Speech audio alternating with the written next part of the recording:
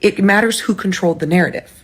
So this is Nancy Mace when she thought that the shooter of Charlie Kirk might be a trans liberal. She also gave an interview that the liberals need to own this. This is her statement after she found out that it was a 22-year-old white Utah boy from a MAGA family. Oh yes, and they are MAGA because his grandmother said that every single person in that family is MAGA. His mother tried to take down all the photos of them with large guns, and it turns out that there's evidence he was a groyper. And if you're like, what is that? Excuse me, I had to look myself. It is a part of the internet incel community from 4chan and 8chan who are extreme white nationalists who their leader is, you'll never guess, Nick Fuentes.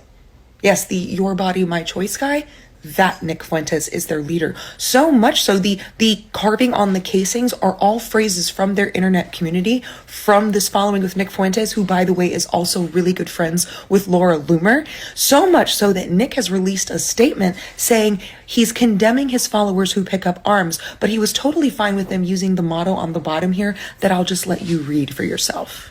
Also, nobody on the GOP is talking about how the Colorado high school shooter was a known white supremacist connected with white supremacy groups. Because when the Utah governor said he wished that the shooter wasn't one of us, what he meant was white and conservative. When he said there were no riots, that was a dog whistle, still trying to blame the left for this, while he failed to mention that many of the vigils being held by white supremacy groups were calls to action for revenge, extermination, and violence. And he also didn't mention the over a dozen bomb threats that were called in by right-wingers and the doxing of hundreds of left-leaning creators, myself included, who had nothing to do with this.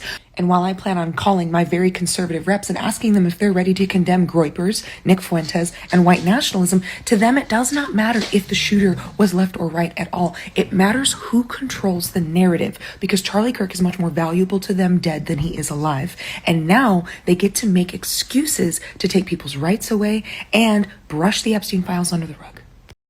Oh, wow. This kind of destroys the narrative, huh?